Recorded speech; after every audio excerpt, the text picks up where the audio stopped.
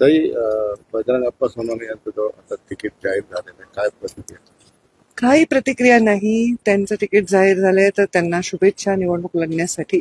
माझी निवडणुकीची तयारी ही नुसते निवडणूक जाहीर झाल्यावर नाही, 5ही वर्ष चालू असते. ज्या पद्धतीचा संपर्क, ज्या पद्धतीचं काम, ज्या पद्धतीने समाजाच्या कामी येणं, या सगळ्या गोष्टी 5ही वर्ष चालू असतात. त्यामुळे निवडणूक लागल्यावर माझ्या रुटीनमध्ये फार फरक आहे असं नाही. प्रीतमताई सुद्धा फिरत होत्या, मी फिरत आहे. आता आमचे मित्रपक्ष सुद्धा आम्ही बरोबर काम करत आहोत. फक्त हे उमेदवारी डिक्लेअर झाली निमित्त आहे. आता कोणी ना कोणी उमेदवार येणारच होतं. माध्यमांशी बोलताना बजरंग अप्पा असे म्हटले की गेल्या वेळेस मोदी लाट होती, यावेळेस समाज माझ्यासोबत होतो, त्याच्यामुळे मी मागण्याची. असं त्यांना वाटणं, कोणत्याही उमेदवाराला आपला विजय निश्चित वाटणं आवश्यक असतं निवडणूक लढण्यासाठी.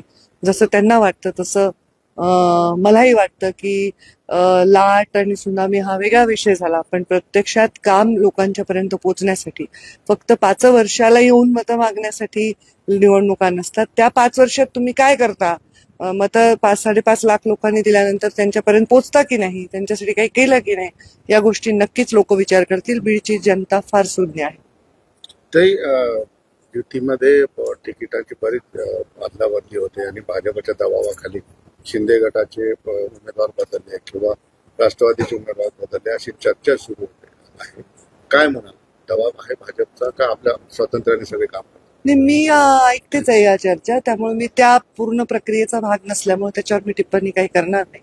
मी माध्यमातून बघते आणि माध्यमातून आलेल्या प्रत्येक गोष्टीवर फार प्रतिक्रिया द्यायलाच पाहिजे किंवा कुठल्या व्यक्तीने कुठली टिप्पणी केली त्याच्यावर प्रतिक्रिया द्यायला पाहिजे असं आवश्यक नाही. बीड तुमचा 2 स्पीचेस आहे, तुम्हाला नवीन नाही, पण काय तयारी सुरू आहे? नाही, माझी तयारी नेहमीसारखीच आहे. आता एक आमच्याबरोबर अजून एक अलायन्समध्ये राष्ट्रवादी पक्ष जॉईन झाला आहे.